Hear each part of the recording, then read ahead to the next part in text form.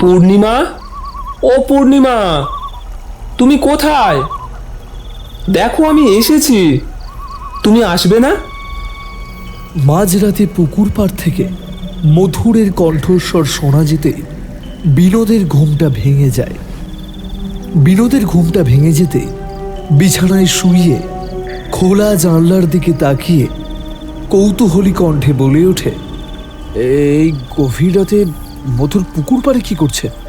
আর পূর্ণিমা পূর্ণিমা করে কাকে ডাকছে? কে এই পূর্ণিমা? দেখতে হচ্ছে তো। এই কথা বলে বিনোদ বিছানা ছেড়ে উঠে বিছানার পাশে রাখা নিভু নিভু লম্ফটা একটু বাড়িয়ে খোলা জানলার দিকে এগিয়ে যায়। খোলা জানলার দিকে এগিয়ে যেতে বেশ কিছুক্ষণ সময় ধরে জানলার বাইরে উকি ঝুঁকি মারতেই বিনোদ বিস্ফারিত দৃষ্টিতে তাকিয়ে যা দেখে তা হলো পুকুরের জল থেকে একটা মহিলা উঠে আসছে। ও তার পায়ের নুপুরের ঝুমঝুম মিষ্টি আওয়াজে শীতের রাতে অন্ধকার কুয়াশা ঘেরা মায়াময় পরিবেশটা মুখরিত হয়ে উঠেছে ধীরে ধীরে। সেই সঙ্গে একটা মিষ্টি বেলফুলের গন্ধ চারিদিকে ছড়িয়ে পড়ছে। পুকুরের জল থেকে এত রাতে একটা অজানা অচেনা মহিলাকে মথুরের দিকে এগিয়ে আসতে দেখে বিনোদ অচেনা অজানা মহিলাটির দিকে তাকিয়ে কৌতূহলী কণ্ঠে বলে ওঠে, মহিলাটি কে? এত রাতে বিনোদের কাছে কি করতে আসছে? চারিদিকের পরিবেশ ঘন অন্ধকার থাকার জন্য মহিলাটি পরনে কি শাড়ি পরে আছে তা বিনোদ বুঝতে পারল না। শুধু কালো অবয়ব ও আকার আকৃতি দেখে বুঝল এটি একটি মহিলা। মহিলাটি পুকুরের জল থেকে উঠে এসে মথুরের সামনে দাঁড়াতে মথুর হাস্যকণ্ঠে বলে ওঠে, পূর্ণিমা, তুমি এসেছো? দেখো, আজ তোমার জন্য বকুলতলার মেলা থেকে লাল চুড়ি আর লাল টিপ নিয়ে এসেছি, তুমি পড়তে ভালোবাসো বলে। এই কথা বলে মথুর মহিলাটির হাতটা তুলে যেই লাল শাড়িগুলো পরাতে যাবে ঠিক সেই সময় কোথা থেকে একটা দমকা ঠান্ডা বাতাস এসে মহিলাটির মুখের ওপর পড়তেই মহিলাটির মুখের ওপর থেকে ঢাকা দেওয়া ঘোমটাটা সরে যায়। ঘোমটাটা সরে যেতেই অন্ধকার আলো আঁধারি বাইরের পরিবেশটা বিনোদের খানিকটা চোখ সয়ে এসেছিল। বিনোদের দৃষ্টি মহিলাটির মুখের ওপর পড়তেই বিনোদ যা দেখে তা হলো মহিলাটির মুখ থেকে সারা শরীরের চামড়া কুঁচকে শরীর থেকে খুলে ঝুলে এসেছে এবং সেই কোঁচকানো চামড়াগুলোর ফাঁক থেকে অল্প অল্প রক্ত ঝরে পড়ছে। ও মহিলাটির চোখ বলে কিছু নেই, তার জায়গায় দুটো কালো কালো বড় বড় গর্ত। মহিলাটির এই ভয়ঙ্কর বিভৎস রূপ দেখে বিনোদ চিৎকার করে মথুরের উদ্দেশ্যে বলে ওঠে, মথুর, এই মহিলাটি কে? ওর সঙ্গে তোমার সম্পর্ক কি? এই কথা বলতে বলতে বিনোদ গোঙাতে গোঙাতে অজ্ঞান হয়ে পড়ে যায়।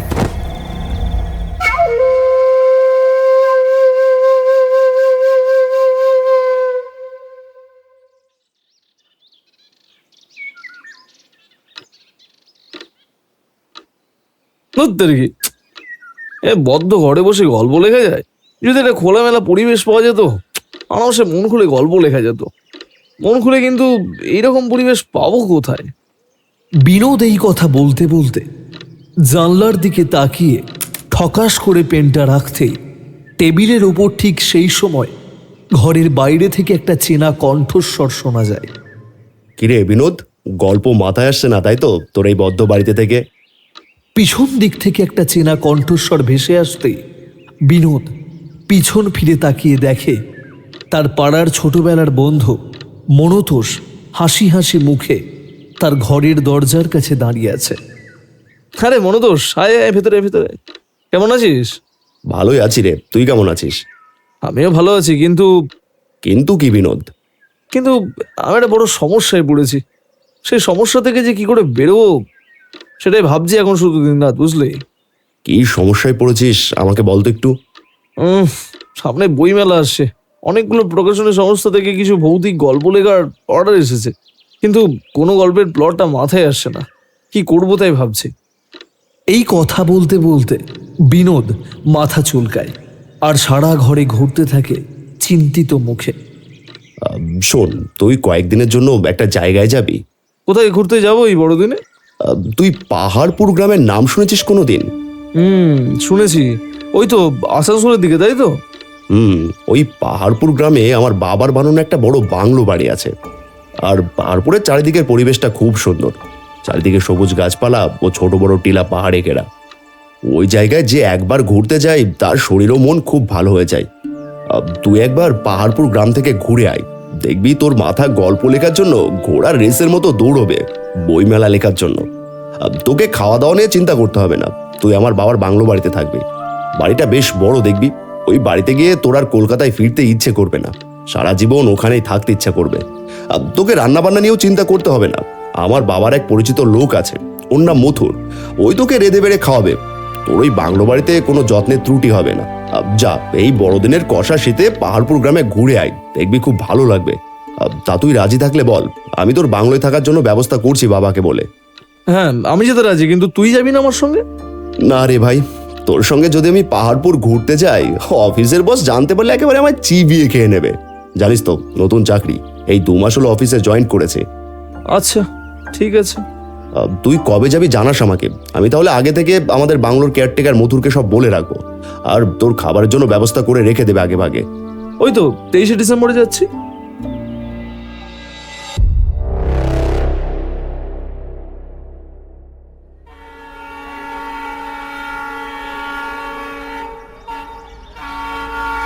ট্রেন থেকে পাহাড়পুর স্টেশনে নামতেই বিনোদ পাহাড়পুর স্টেশনের চারিদিকে তাকিয়ে দেখে চারিদিকটা বড় বড় সবুজ গাছপালা ও ছোট বড় টিলা ও পাহাড়ে ঘেরা। পাহাড়পুর গ্রামটা এত মনোরম ও নিস্তব্ধ, নিঝুম পরিবেশ দেখে বিনোদের মনটা ভরে গেল। ওহ, স্টেশনের চারিদিকটা যদি এইরকম মনোরম পরিবেশ হয়, তাহলে স্টেশনের বাইরের পরিবেশটা আরো মনোরম ও সবুজ গাছপালায় ঘেরা হবে নিশ্চয়ই। আহা! এই কথা বলে বিনোদ স্টেশন থেকে বাইরে বেরোয়। বাইরে বেরিয়ে দেখে স্টেশনের বাইরেটা বাজার ও দোকানে ভর্তি, সেই সঙ্গে দোকানে দোকানে লোকজনের ভিড়।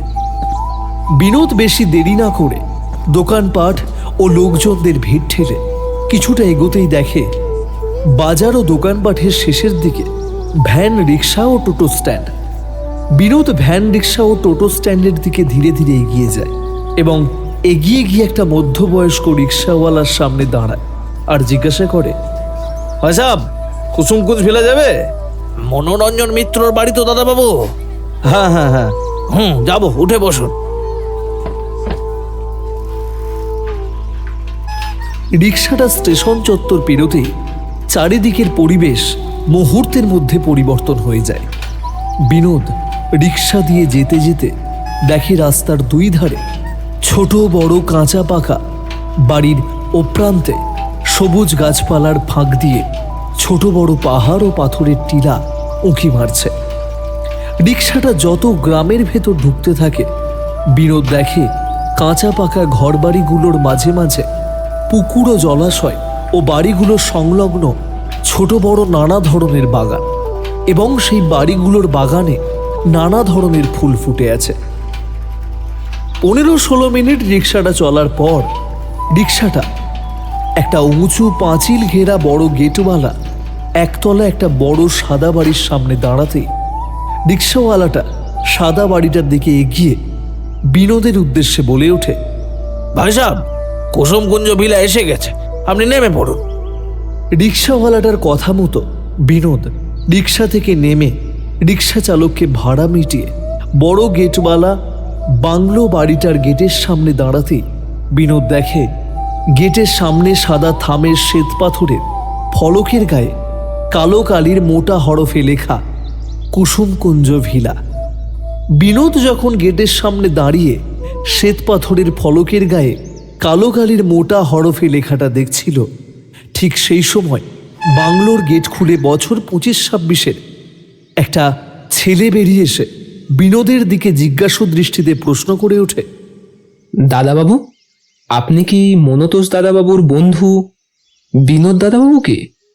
বছর 25-26 ছেলেটির কথা শুনে বিনোদ ছেলেটির দিকে তাকিয়ে বলে, হ্যাঁ, আমি মনতোষের প্রিয় বন্ধু বিনোদ। তুমি এই বাংলোর কেয়ারটেকার মথুর তো? হ্যাঁ হ্যাঁ দাদাবাবু, আপনি ঠিকই ধরেছেন। আমি এই বাংলোর কেয়ারটেকার মথুর। 6 বছর ধরে আমি এই বাংলোর কেয়ারটেকার পদে নিযুক্ত আছি। মনতোষ দাদাবাবুর বাবা আমাকে এই বাংলোর দেখাশোনার দায়িত্ব দিয়ে রেখেছেন। ও আচ্ছা আচ্ছা। মথুর কথা বলতে বলতে পশ্চিম দিগন্তের দিকে তাকাতেই দেখে সূর্য ধীরে ধীরে পশ্চিম দিগন্তের দিকে পাড়ি দিচ্ছে, আর বাইরের চারিদিকটা ধীরে ধীরে কুয়াশা আচ্ছাদনের সঙ্গে পৌষ মাসের কনকনে ঠান্ডা বাতাস বইতে শুরু করে দিচ্ছে ধীরে ধীরে। সন্ধে হয়ে আসছে দেখে মথুর বিনোদকে বলে ওঠে, চলুন দাদাবাবু, ভিতরে চলুন, বাইরে ঠান্ডা বাতাস বাড়ছে। বেশিক্ষণ বাইরে থাকলে আপনার আবার ঠান্ডা লেগে যাবে। এখানকার আবহাওয়া খুব একটা ভালো নয়। একবার কারোর ঠান্ডা লাগলে আর সারতে চায় না। এই কথা বলে মথুর বিনোদকে নিয়ে বাংলোর ভিতরে ঢুকে যায়। এরপর বাংলোর সামনে নুড়ি পাথর বিছানো সরু পথ পেরিয়ে বাংলোর সামনে লম্বা টানা বারান্দায় ওঠে। সেই বারান্দা পেরিয়ে বারান্দার শেষ মাথার একটা খোলা ঘরের সামনে দাঁড়াতে মথুর বলে ওঠে, দাদাবাবু, এই আপনার থাকার ঘর। আপনি বিশ্রাম করুন। আমি আপনার জন্য গরম গরম কফি আর চিকেন পকোড়া ভেজে আনছি। এতটা ট্রেন জার্নি করে নিশ্চয়ই আপনার মাথা ধরেছে। একদম ঠিক ধরেছো মধুর। একটু গরম কফি পেলে খুব ভালো হয়, বুঝলে তো? আপনি একটু অপেক্ষা করুন, 5 মিনিট। আমি আপনার জন্য গরম গরম কফি আর পকোড়া নিয়ে আসছি। এই কথা বলে মথুর যেই রান্নাঘরের দিকে চলে যেতে যাবে আর বিনোদ যেই নিজের ঘরে ঢুকতে যাবে, হঠাৎ বিনোদের মনে হলো মথুরের পিছন পিছন কালো একটা মাঝারি ধরনের অবয়ব যেন চলে গেল। কিন্তু সেটা কিসের অবয়ব বিনোদ তা বুঝতে পারল না।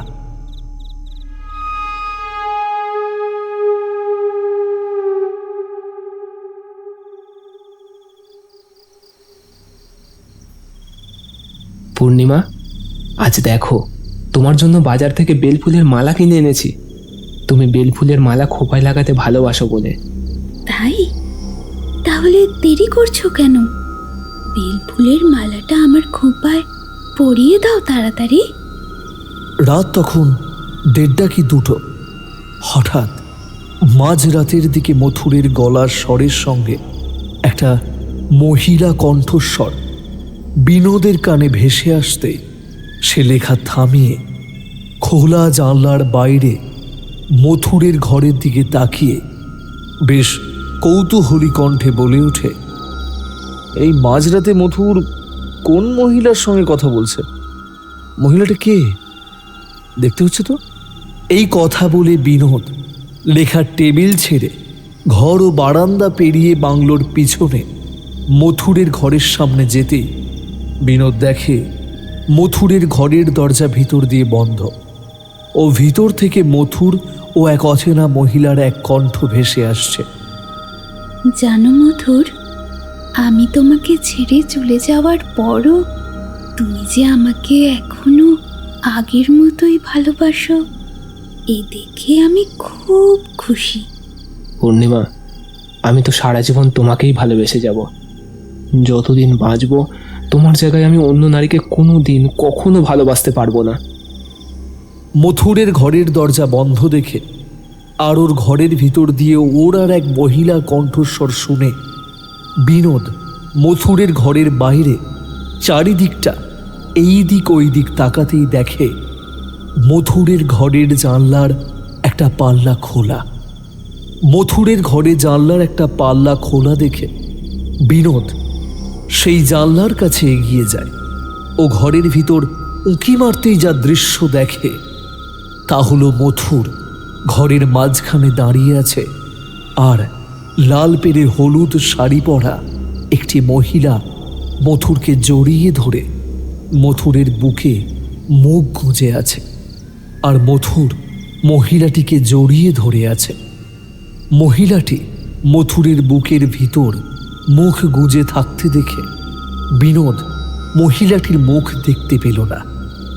বিনোদ মহিলাটির মুখ দেখতে না পেয়ে মথুরের দিকে তাকিয়ে বলে ওঠে, মথুর যে মহিলাটিকে জড়িয়ে ধরে রয়েছে, ওই মহিলাটি কে? মথুরের স্ত্রী কি? তো মনতোষ আমাকে বলেছিল এখানে আসার আগের মথুর এই বাংলো বাড়িতে একা থাকে। তাহলে কি মনতোষ আমাকে ভুল কথা বলেছে? এই কথা ভাবতে ভাবতে বিনোদ নিজের ঘরে ফিরে এসে যেই শুতে যাবে, ঠিক সেই সময় বাংলোর পেছন দিক থেকে মথুরের কণ্ঠ শোনা যায়। পূর্ণিমা, কাল আবার আসবে তো ঠিক সময়? আমি তোমার অপেক্ষায় থাকবো। বাংলোর পিছন দিক থেকে মথুরের কণ্ঠ শুনে বিনোদ তাড়াতাড়ি করে বিছানা ছেড়ে উঠে জানলার কাছে এগিয়ে যায়। আর জানলার গাছগাছালি আড়াল থেকে দেখে পুকুর পাড়ের কাছে মথুরের সামনে সেই লাল পেরে হলুদ শাড়ি পরা মহিলাটি দাঁড়িয়ে আছে, আর মথুর মহিলাটির হাত ধরে আছে। মথুরের কথা শুনে মহিলাটি মথুরের হাত ধরে হেসে বলে, তুমি চিন্তা করো না, আমি রোজ যেমন সময় আসি কাল ঠিক সেই সময়ই আসব, ঠিক রাত 12:15। এবার আমাকে যেতে দাও, আমার যাওয়ার সময় হয়ে গেছে যে। এই কথা বলে মহিলাটি হাঁটতে হাঁটতে পুকুরের দিকে এগিয়ে যায়। কিন্তু বাইরে ঘন কুয়াশা, সেই সঙ্গে গাঢ় অন্ধকার থাকার জন্য মহিলাটি পুকুরের দিকে গিয়ে কোথায় গেল তা বিনোদ দেখতে পেল না। শুধু নুপুরের মিষ্টি ঝুমঝুম আওয়াজ শুনতে পেল। এরপর বিনোদ জানলার ধার থেকে সরে এসে বিছানায় শুতে শুতে বলে উঠল, মহিলাটি কে? আর আর আর মথুর মহিলাটির হাত ধরে আগামীকাল রাত 12:15 আসতে বলেছিল কেন? মথুরের সঙ্গে ওই মহিলাটির কি এমন সম্পর্ক আছে যে মথুর মহিলাটিকে আগামীকাল রাত 12:15 নাগাদ আসতে বলছিল? এই কথা ভাবতে ভাবতে বিনোদ যে কখন ঘুমিয়ে পড়েছিল তা নিজেও জানে না। হঠাৎ একটা মহিলার হিসহিসে কণ্ঠস্বর ভেসে আসতেই বিনোদের ঘুমটা ভেঙে যায়। কিরে, তুই লুকিয়ে লুকিয়ে একটু আগে আমাদের স্বামী স্ত্রীর কথা শুনছিলিস? হ্যাঁ, মহিলা হিসহিসে কণ্ঠস্বরটা ভেসে আসতেই বিনোদের ঘুমটা ভেঙে যায়। সে ঘুম ঘুম চোখে তাকিয়ে দেখে তার বিছানার পাশে কিছুক্ষণ আগে মথুরের ঘরে দেখা সেই লাল পেরে হলুদ শাড়ি পরা মহিলাটি দাঁড়িয়ে আছে ঠিকই, কিন্তু মহিলাটির মুখটা এক হাত ঘোমটায় ঢাকা থাকার জন্য বিনোদ মহিলাটির মুখ দেখতে পেল না ঠিকই। কিন্তু কেন জানি না, বিনোদ চোখ মেলে তাকাতেই সেই অচেনা মহিলাটি সঙ্গে সঙ্গে মুখে ঘোমটা দেওয়া অবস্থায় বিনোদের মুখের সামনে ঝুঁকে পড়ে এবং আবারও প্রশ্ন করে ওঠে হিসহিসে কণ্ঠে, কিরে বল, তুই লুকিয়ে লুকিয়ে একটু আগে আমাদের স্বামী স্ত্রীর কথা শুনছিলিস? কই না তো। আর আপনি কে? আমার ঘরের দরজা তো ভিতর দিয়ে বন্ধ। আপনি ঢুকলেন কি করে ঘরের ভেতর?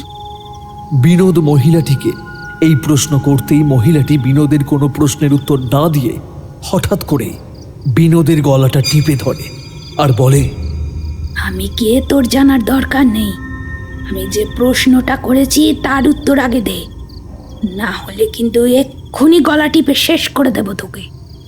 মহিলাটি গলা টিপার আঘাত সহ্য করতে না পেরে বিনোদ যন্ত্রণা মাখানো কাতর কণ্ঠে মহিলাটির দিকে তাকিয়ে হাত জড়ো করে বলতে লাগে, দয়া করে আমি ছেড়ে দিন, আমার ভুল হয়ে গেছে।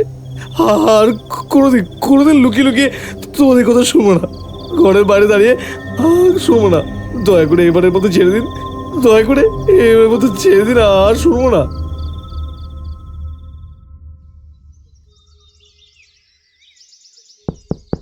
দাদাবাবু, ও দাদাবাবু, ঘুম থেকে উঠেছেন? আপনার জন্য গরম গরম চা এনেছি, খাবেন না? মথুরের গলার আওয়াজ কানে ভেসে আসতেই বিনোদ চোখ মেলে তাকিয়ে দেখে খোলা জানলা থেকে সূর্যের আলো সারা ঘরটাকে আলোইয়া আলোকিত করে তুলেছে। সেই সঙ্গে বাইরে থেকে পাখির কিচিরমিচির ডাকও শোনা যাচ্ছে। বাইরে সকাল হয়ে এসেছে, আর ঘরের বাইরে থেকে মথুরের ডাক শুনে বিনোদ ধরফর করে বিছানার ওপর উঠে বসে। ও চোখ কজলাতে কজলাতে বলে ওঠে, দাঁড়াও, মধুর খুলছি। এই কথা বলে বিনোদ বিছানা ছেড়ে উঠে গায়ে একটা মোটা শাল জড়িয়ে দরজার কাছে গিয়ে দরজাটা খুলতে মথুর চায়ের ট্রে হাতে নিয়ে ঘরে ঢুকতে ঢুকতে প্রশ্ন করে ওঠে, দাদাবাবু, গতকাল রাতে আপনি বুঝি লেখালেখি করে দেরি করে ঘুমিয়েছিলেন না? মথুরের প্রশ্ন শুনে বিনোদ মথুরের হাতে ধরা চায়ের ট্রে থেকে চা ভর্তি কাপটা নিয়ে চুমুক দিতে দিতে মথুরের দিকে এক দৃষ্টিতে তাকায়। তারপর প্রশ্ন করে ওঠে, আচ্ছা মধুর, গতকাল রাতে তোমার ঘরের দিক থেকে একটা মহিলা কণ্ঠ ভেসে আসছিল, এবং সেই মহিলা কণ্ঠস্বর সঙ্গে তোমার তোমার গলা শোনা যাচ্ছিল। আচ্ছা, গতকাল রাতে তোমার কাছে কোনো মহিলা এসেছিল? সে কি তোমার পরিচিত? বিনোদ মথুরকে প্রশ্ন করতেই বিনোদ দেখে তার এই প্রশ্নটা শুনে মথুরের মুখটা কেমন যেন ভয়ে ফ্যাকাশে হয়ে যায়। ও খানিকটা অবাক হয়ে যায়, আমতা আমতা করে বলে ওঠে, মহিলা? গতকাল রাতে আপনি আমার সঙ্গে এক মহিলাকে কথা বলতে শুনেছেন? না না, গতকাল রাত 10:30 নাগাদ আমি তো ঘুমিয়ে পড়েছিলাম। আমি আবার কোন মহিলার সঙ্গে কথা বলবো? দূর, আপনি মনে হয় ভুল শুনেছেন। বেলা 10টা বাজতে চললো। জলখাবার কি খাবেন না আজ? আপনি যা বলবেন আমি তাই বানিয়ে দেব। কি খাবেন বলুন? হ্যাঁ, খাবো তো। গরম গরম ফুলকো লুচি আর সাদা আলু তরকারি। আচ্ছা বেশ, আমি এক্ষুনি বানিয়ে আনছি। এই কথা বলে মথুর ঘর থেকে বেরিয়ে যায় তাড়াহুড়ো করে। মথুরকে ঘর থেকে তাড়াহুড়ো করে বেরোতে দেখে বিনোদ বলে ওঠে, গতকাল রাতে ও যে একটা মহিলার সঙ্গে কথা বলছিল আমি পরিষ্কার শুনেছি, কিন্তু আমি প্রশ্ন করাতেও আমার কাছ থেকে লুকোচ্ছে কেন? আজ রাতে ওই মহিলার কাছে আসবে কিনা ব্যাপারটা লক্ষ্য করতে হচ্ছে আমাকে। এরপর সেই দিন সারা দিনটা বিনোদের ঘরে বসে গল্প লেখালেখি করতে করতে সময় চলে যায়।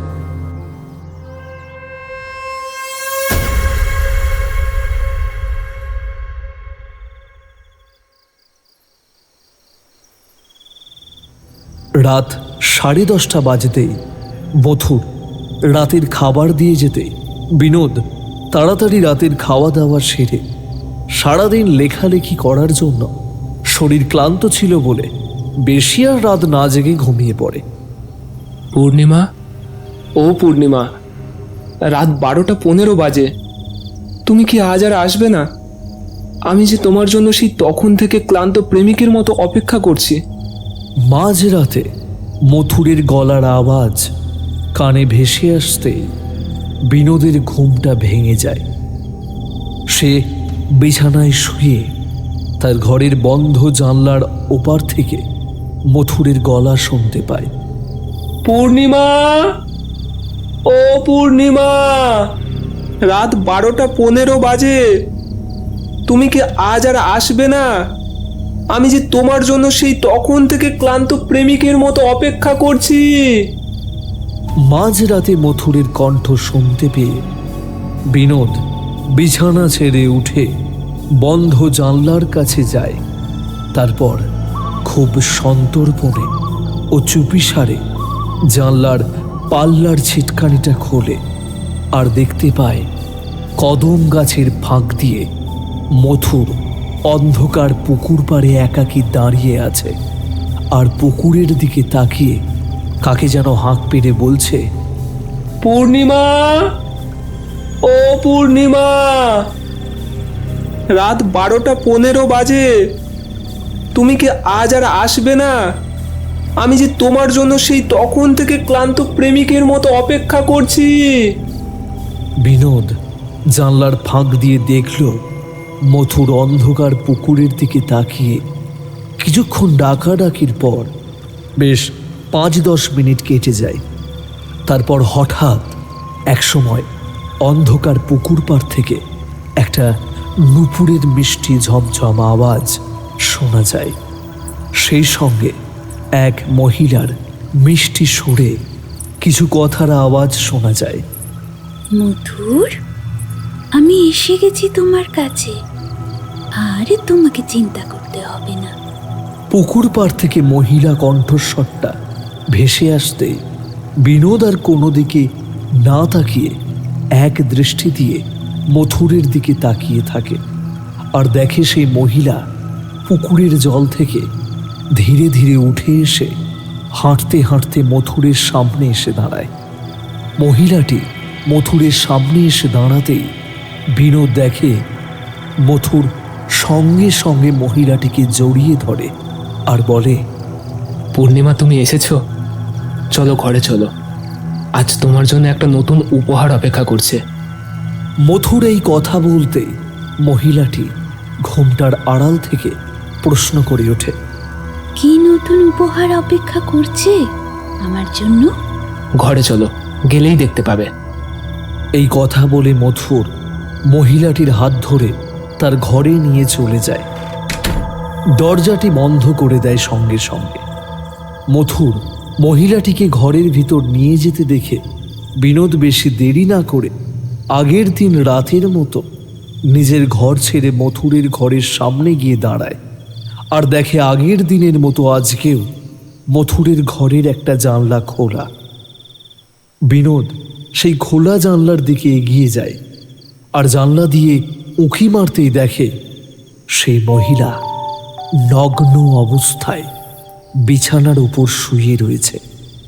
সেই সঙ্গে মথুরও নগ্ন অবস্থায় সেই মহিলার বুকের উপর শুয়ে রয়েছে ঠিকই, কিন্তু দুজনেই যৌন মিলনের চরম খেলায় আবদ্ধ। কিন্তু বিনোদ গতকাল রাতের মতো আজও মহিলাটির মুখ দেখতে পেল না, কারণ মহিলাটি অন্যদিকে মুখ করেছিল বলে।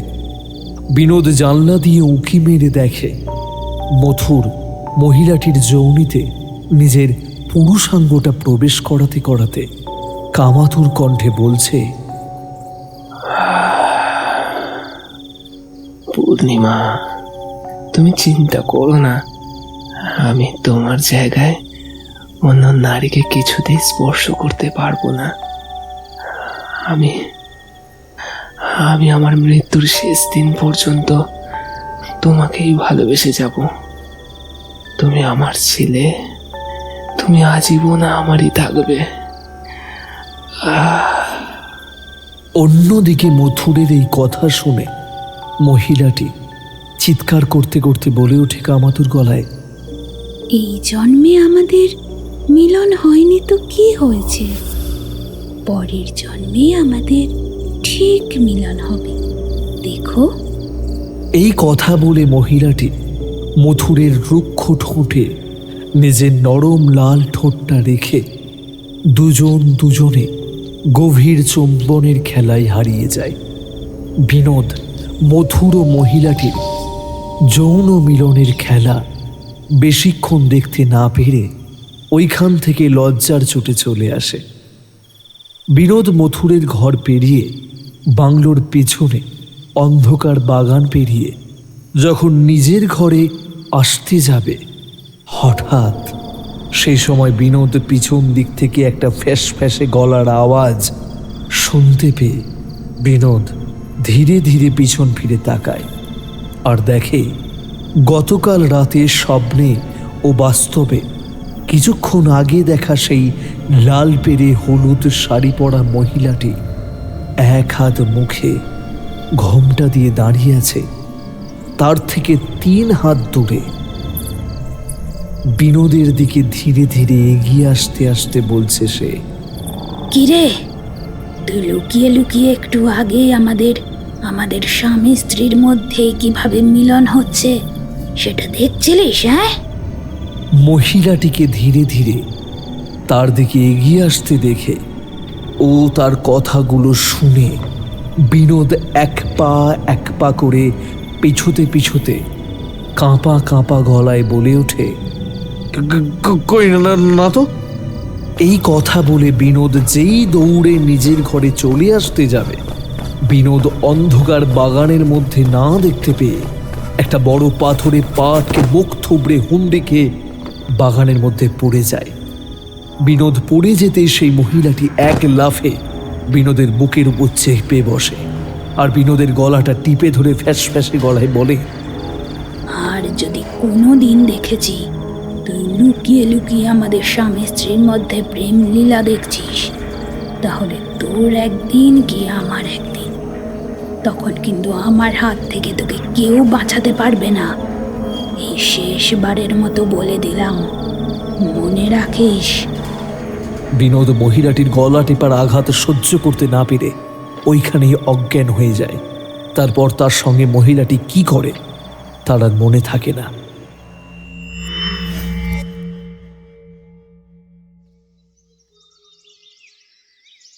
দাদাবাবু, ও দাদাবাবু, আপনার কি হলো? বাগানে এইভাবে অজ্ঞান হয়ে পড়ে আছেন কেন? চোখ খুলুন, চোখ খুলুন বলছি। মথুরের ডাক কানে ভেসে আসতেই চোখে মুখে একটা ঠান্ডা জলের স্পর্শ পেতেই ধীরে ধীরে বিনোদ চোখ মেলে তাকায় আর চারিদিকে তাকিয়ে দেখে বাংলোর পেছনে বাগানের মাটিতে একটা জবা গাছের নিচে শুয়ে আছে আর মথুর তার পাশে গ্লাস হাতে বসে আছে আর সমানে চোখ মুখে জল ছিটাতে ছিটাতে প্রশ্ন করছে, দাদাবাবু, ও দাদাবাবু, আপনার কি হলো? বাগানে এইভাবে অজ্ঞান হয়ে পড়ে আছেন কেন? চোখ খুলুন বলছি। বিনোদ চোখ মিলে তাকাতে মথুর আবার প্রশ্ন করে ওঠে, দাদাবাবু, আপনার কি হয়েছে? আপনি বাগানে অজ্ঞান হয়ে পড়েছিলেন কেন? মথুরের প্রশ্ন শুনে বিনোদ ধীরে ধীরে মথুরের সাহায্য নিয়ে উঠে বসে। তারপর গতকাল রাতে তার সঙ্গে কি কি ঘটনা ঘটেছে কিছুটা রেখে ঢেকে বলে। তারপর বিনোদ মথুরের দিকে এক দৃষ্টিতে তাকিয়ে গম্ভীর গলায় প্রশ্ন করে ওঠে, আচ্ছা মথুর, পূর্ণিমাকে গতকাল রাতে পুকুর পাড়ে তুই কার সঙ্গে কথা বলছিলিস? আমার ঘরের জানলা দিয়ে আমি সব দেখেছি, তাই আমার কাছে না লুকিয়ে সবটা খুলে বল। গতকাল রাতে তুই পুকুর পাড়ে কাছে দাঁড়িয়ে তুই তুই কোন মহিলার সঙ্গে কথা বলছিলিস? তুই যদি সব কথা আমাকে খুলে না বলিস, আমি কিন্তু মনতোষকে বলতে বাধ্য হব। বিনোদের এই কথা শুনে মথুর হাত জড়ো করে বলে ওঠে, বিনোদ দাদাবাবু, আপনি দয়া করে মনতোষ বাবুকে বলবেন না। আমি আপনাকে সব কথা এখনই খুলে বলছি। পূর্ণিমাকে গতকাল রাতে আমি পুকুর পাড়ের সামনে দাঁড়িয়ে কার সঙ্গে কথা বললাম, তাহলেই আপনি সবটা বুঝতে পারবেন। এই কথা বলে মথুর ধীরে ধীরে শুরু করে, দাদাবাবু, গতকাল রাতে পুকুর পাড়ে আমার সঙ্গে যে মহিলাটিকে কথা বলতে দেখেছেন ওই আপনার ঘরের জানলা দিয়ে, ও হলো আমার মৃতা স্ত্রী পূর্ণিমা। আজ থেকে 1 বছর আগে পূর্ণিমা পুকুরের জলে কাপড় কাচতে গিয়ে পা পিছলে পুকুরের জলে পড়ে যায়। ও সাঁতার না জানার ফলে পুকুরের জলে ডুবে মারা যায়। কি বলছো কি মথুর? তুমি গতকাল রাতে যে মহিলার সঙ্গে কথা বলছিলে ও তোমার মৃতা স্ত্রী? হ্যাঁ দাদাবাবু, ও আমার মৃতা স্ত্রী পূর্ণিমা। একটা মানুষ যদি 1 বছর আগে মারা যায়, তাহলে মৃত্যুর পর সে কি করে তার প্রিয় মানুষের সঙ্গে দেখা করতে আসতে পারে? এও কি সম্ভব? হ্যাঁ সম্ভব দাদাবাবু। মৃত্যুর পরও প্রিয় মানুষের সঙ্গে দেখা করা সম্ভব এক কঠিন তন্ত্র সাধনার মাধ্যমে। আমি আমার কঠিন তন্ত্র সাধনার মাধ্যমে প্রতিদিন রাতে আমি আমার স্ত্রীর সঙ্গে দেখা করি, সেই সঙ্গে আদরও করি। আমি আমার কঠিন তন্ত্র সাধনার মাধ্যমে আমার স্ত্রীর সঙ্গে কিভাবে দেখা করি সেই তন্ত্র সাধনার গল্প কি আপনি শুনবেন বিনোদ দাদাবাবু? হ্যাঁ শুনবো। সেই তন্ত্র সাধনার গল্প তুমি শোনাও মথুর। আজ থেকে 1 বছর আগে মাসটা ছিল ভরা শ্রাবণ মাস। বাইরে তখন মুষলধারায় বৃষ্টি পড়ছে। পূর্ণিমা 1 বালতি বাসি জামা কাপড় নিয়ে কাচার জন্য যখন বাংলোর পিছনের পুকুরে যাওয়ার জন্য উদ্যোগ করছে, আমি তখন দুপুরের খাবারের জন্য বঁটিতে ইলিশ মাছ কাটছিলাম। ওকে বৃষ্টির মধ্যে পুকুর পাড়ে কাচতে যেতে দেখে আমি মাছ কাটা থামিয়ে ওকে বলি, পূর্ণিমা, বাসি জামাগুলো রেখে দাও, আমি স্নান করার সময় কেচে দেব। তুমি বরং স্নানটা সেরে ঘরের ঠাকুরকে পুজো দিয়ে নাও। আজ লক্ষ্মীবার, পুজোটা ফেলে রেখো না। ও তখন বালতি ভর্তি জামা কাপড় নিয়ে ঘর থেকে বেরোতে বেরোতে বলল, না গো, সেই 3 দিন ধরে বাসি জামা কাপড়গুলো বালতিতে পড়ে আছে। আজ বৃষ্টির বেগটা কম আছে, আজ বরঞ্চ জামা কাপড়গুলো কেচে দিই। এই কথা বলে পূর্ণিমা ঘর থেকে বেরিয়ে যায় আমার কথা না শুনেই। 5-10 মিনিট কাটার পর হঠাৎ পুকুর পাড় থেকে পূর্ণিমার চিৎকার শোনা যায়। মাগো, জলের মধ্যে পড়ে গেলাম পা পিছলে। মথুর, মথুর তুমি কোথায়? বাঁচাও আমাকে, আমি জলে ডুবে যাচ্ছি। মথুর! পুকুর পাড় থেকে পূর্ণিমার চিৎকার শুনে মাছ কাটা থামিয়ে দিয়ে সঙ্গে সঙ্গে পুকুর পাড়ের দিকে ছুটে যায় ঠিকই, কিন্তু শেষ রক্ষা হলো না। পুকুর পাড়ে গিয়ে দেখি পূর্ণিমার নিথর প্রাণহীন শরীরটা পুকুরের জলে ভাসছে, আর ওর যোনি থেকে প্রবল রক্তপাত হচ্ছে, কারণ ও তখন 7 মাসের প্রেগনেন্ট ছিল। ওর আর আমার মধ্যে নতুন সদস্য আসার কথা ছিল কয়েক মাস পর। এরপর পূর্ণিমার নিথর শরীরটা জল থেকে ডাঙায় তুলে আমি হাউ হাউ করে কেঁদে পড়ি, আর ওর নিথর হাতটা ধরে কাঁদতে কাঁদতে বলি, পূর্ণিমা, তোমাকে পই পই করে বারণ করলাম, বাইরে বৃষ্টি পড়ছে, এই অবস্থায় পুকুর পাড়ে কাঁচতে এসো না। তুমি যদি না আসতে আজ তোমার এই অবস্থা হতো না। পূর্ণিমা, তুমি ফিরে আসো, আমি যে তোমাকে ভীষণ ভীষণ ভীষণ ভালোবাসি।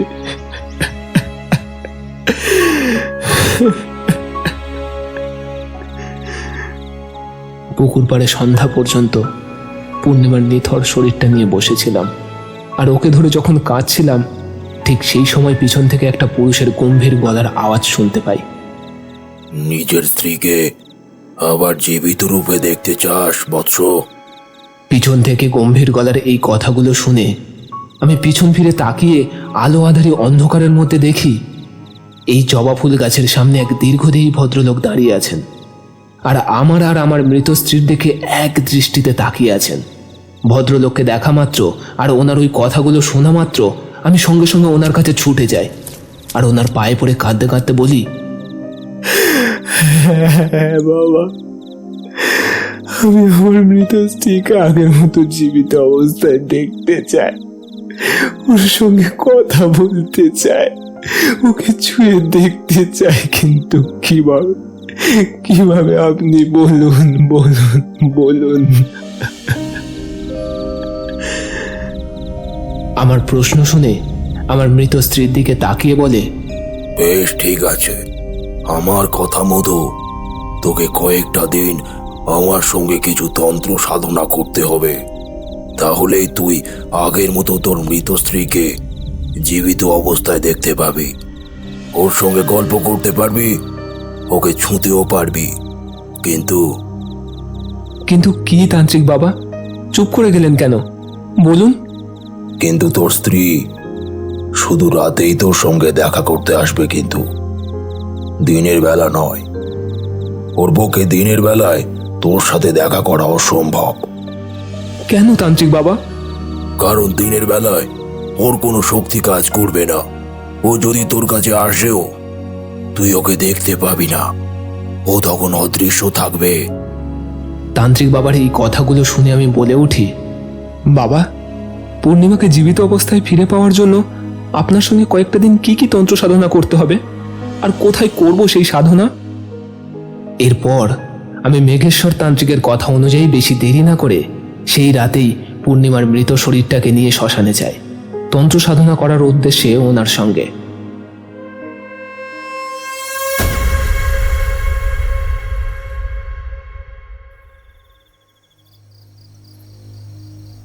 পাহাড়পুর গ্রামের পর একটা গ্রাম আছে, গ্রামটির নাম লাচুক গ্রাম।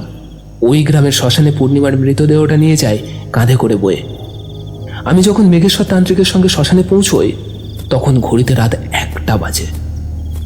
শ্মশানে প্রবেশ করতেই দেখি শ্মশানের ভেতরে কয়েকটা চন্দন কাঠের চিতা জ্বলছে, সেই সঙ্গে যে বা যারা মারা গেছে তাদের পরিবারের লোক সেই চিতার পাশে দাঁড়িয়ে ফোঁপিয়ে ফোঁপিয়ে কাঁদছে।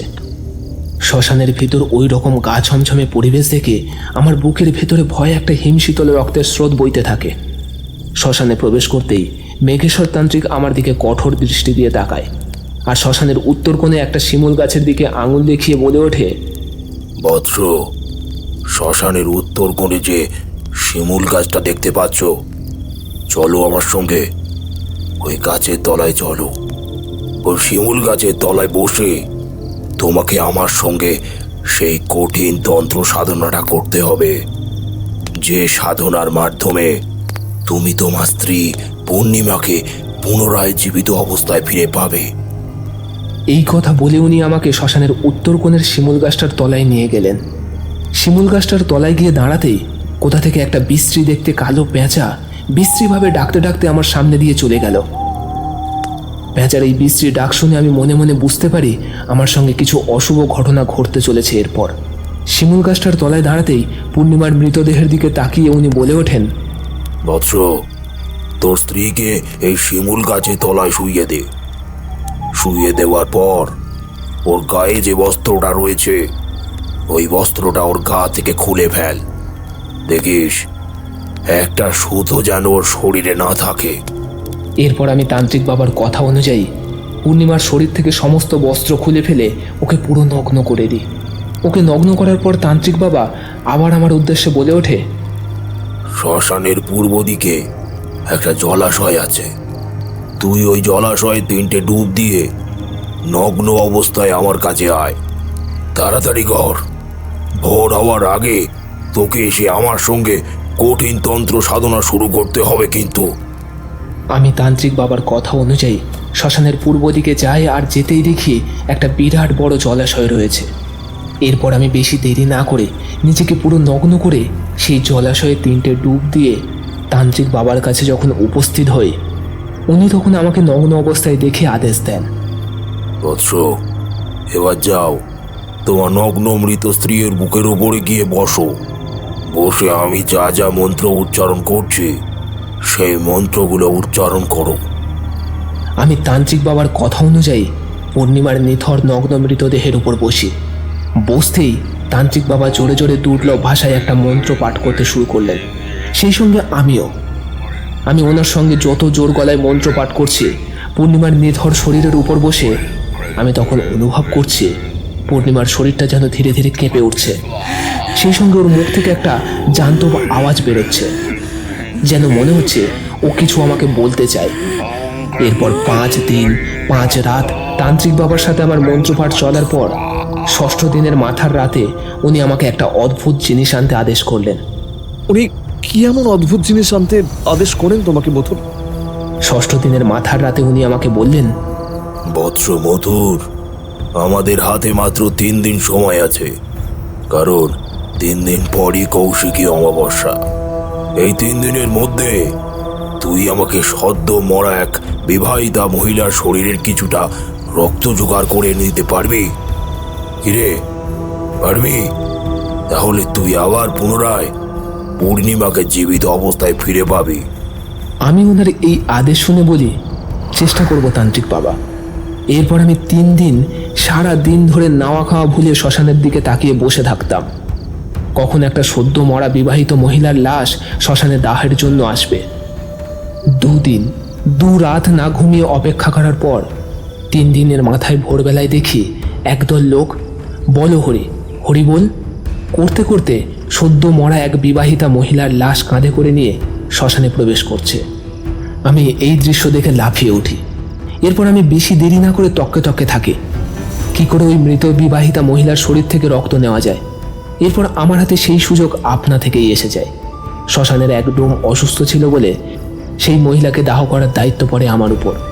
এরপর সেই মহিলার চিতা সাজানোর সময় লোকচক্ষুর আড়ালে সেই মহিলার শরীর থেকে কিছুটা রক্ত আমি একটা মাটির মালসার বাটির মধ্যে নিয়ে নেই। সেই মৃত মহিলার শরীর থেকে আমার রক্ত সংগ্রহ করতে কোনো অসুবিধা হয়নি জানেন দাদাবাবু, কারণ সেই মহিলা অপঘাতে মারা গিয়েছিল বলে এবং ওর শরীর থেকে প্রচুর রক্তপাত হচ্ছিল বলে। তাই আমি ওর শরীর থেকে রক্ত সংগ্রহ করতে পেরেছি। এরপর আমি সেই মহিলার দাহ কার্য সম্পন্ন করে তান্ত্রিক বাবার কাছে ফিরে আসি এবং ওনার হাতে আমার সংরক্ষণ করা সেই মৃতা মহিলার শরীরের রক্ত তুলে দিই। উনি সেই মৃত মহিলার শরীরের রক্ত হাতে পেয়ে আমাকে গম্ভীর গলায় আদেশ করেন, শোন বৎস, আজ রাত দুপুর নাগাদ আমার সঙ্গে আবার তোমাকে যজ্ঞে বসতে হবে, কিন্তু সেই যজ্ঞে এই রক্ত তোমার মৃত স্ত্রীর দেহে আহুতি দিতে লাগবে। তাহলেই তুমি আবার তোমার স্ত্রীকে জীবিত অবস্থায় ফিরে পাবে।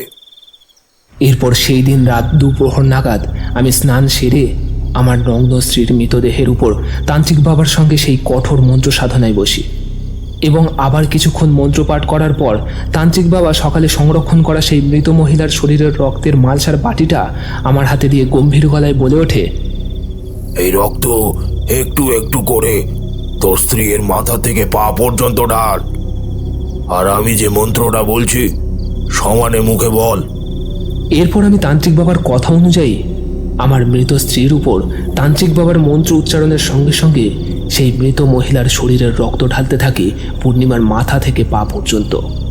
মন্ত্র পড়তে পড়তে রক্তটা যখন পূর্ণিমার মৃত শরীরের উপর ঢালতে থাকি, একটা অদ্ভুত জিনিস আমি লক্ষ্য করি।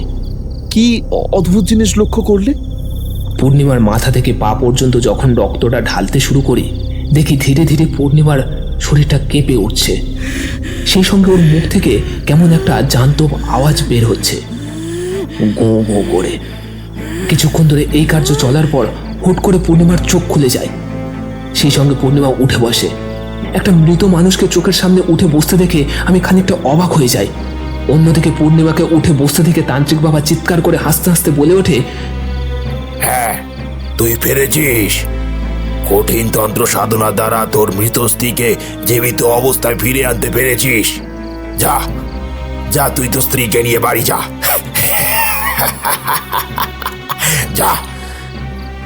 মেঘেশ্বর তান্ত্রিকের কথা শেষ হতেই আমি দেখি পূর্ণিমা কেমন যেন পুতুলের মতো ধীরে ধীরে আমার দিকে এগিয়ে আসছে, আর আমার দিকে এক দৃষ্টিতে তাকিয়ে হাত বাড়িয়ে বলছে এক কাষ্ঠ হাসি হেসে, কি হলো গো?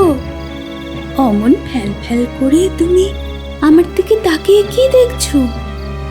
চলো, বাড়ি চলো। আমাকে তোমার বাড়ি নিয়ে যাবে না মধুর? পূর্ণিমা এই কথা বলে আমার হাত ধরতেই আমার সারা শরীর থেকে একটা ভয়ের শিহরণ খেলে যায়। আর আমি পূর্ণিমার দিকে তাকিয়ে ভাবতে থাকি, যে আমার সামনে দাঁড়িয়ে আছে সে কি সত্যি আমার স্ত্রী, না এক জীবন্ত প্রেতাত্মা? পূর্ণিমাকে সেই আগের মতো হাসি খুশি লাগছে না কেন? ও এইরকম পুতুলের মতো দাঁড়িয়ে আমার দিকে এক দৃষ্টিতে তাকিয়ে রয়েছে কেন? আমি যখন মনে মনে এইসব কথা ভাবছি, হঠাৎ তান্ত্রিক বাবার গলা পেতেই আমার সম্বিত ফেরে। শোন বৎস, তোর স্ত্রীকে জীবিত অবস্থায় ফিরে পেয়েছিস বলে যেন মনে করিস না তোর স্ত্রী সারাক্ষণ তোর সঙ্গে থাকবে দিন রাত।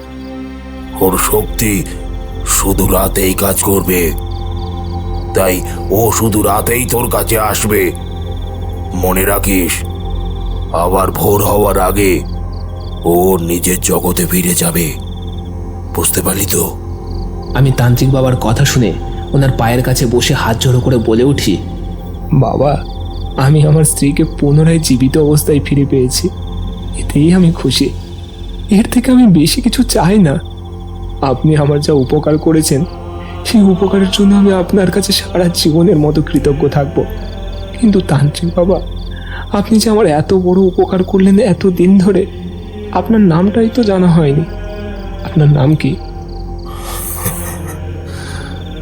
আমার নাম আচার্য মেঘেশ্বর গাঙ্গুলি।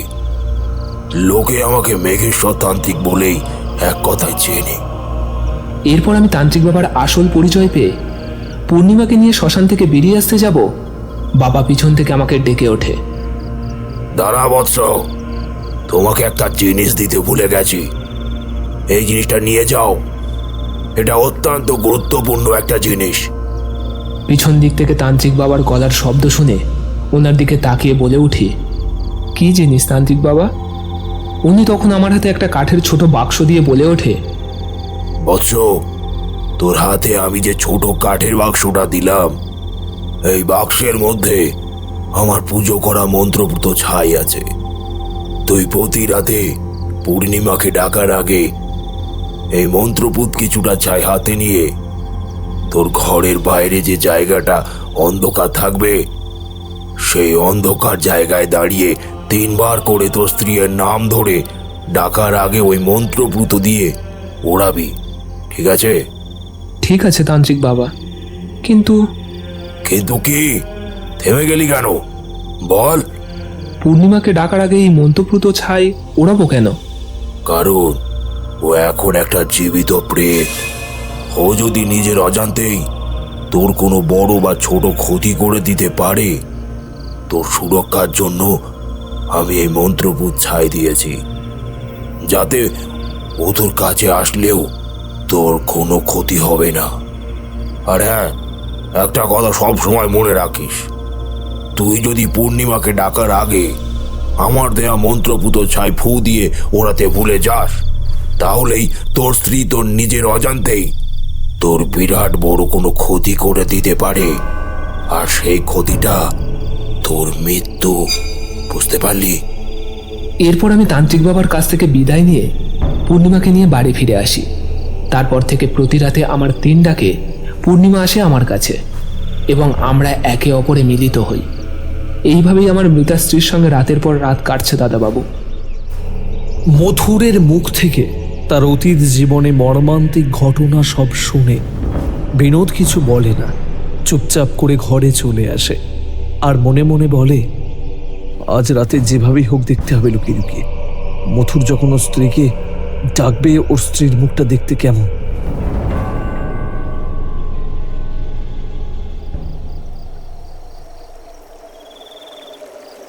পূর্ণিমা, ও পূর্ণিমা, আজ আসবে না আমার সঙ্গে দেখা করতে? দেখো, আমি এসেছি। সেই তখন থেকে তোমার জন্য পুকুর পাড়ে দাঁড়িয়ে অপেক্ষা করছি। মাঝরাতের দিকে মথুরের গলার আওয়াজ কানে ভেসে আসতে বিনোদের ঘুমটা ভেঙে যায়।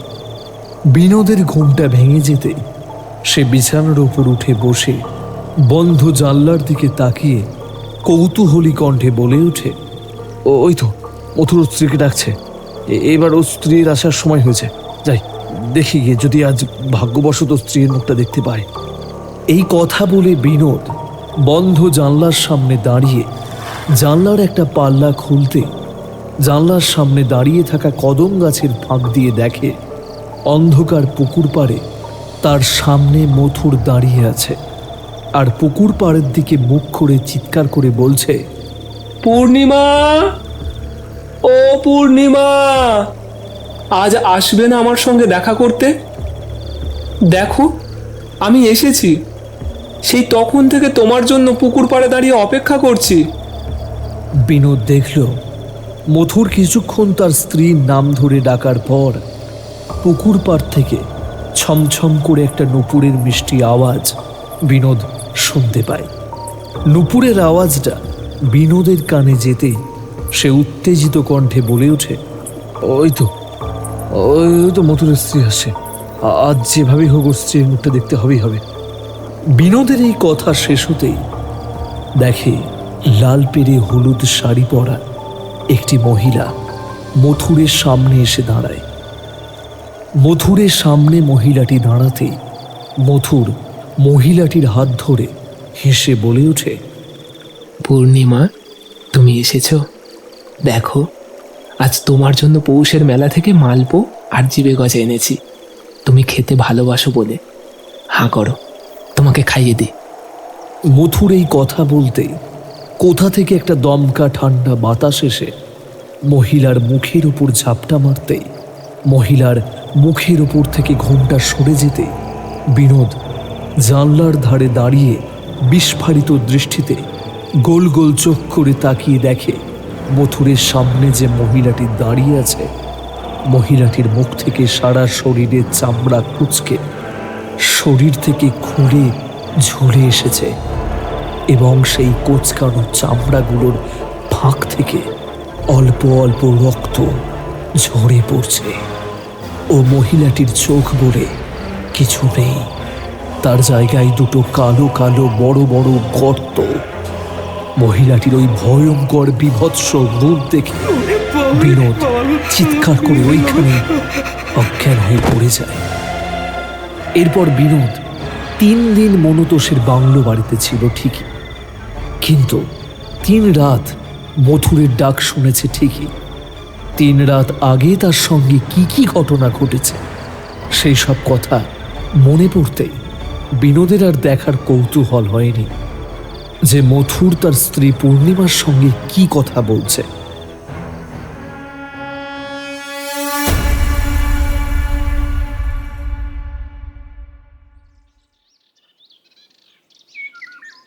তিন দিন পর মথুর কলকাতায় ফিরে আসে।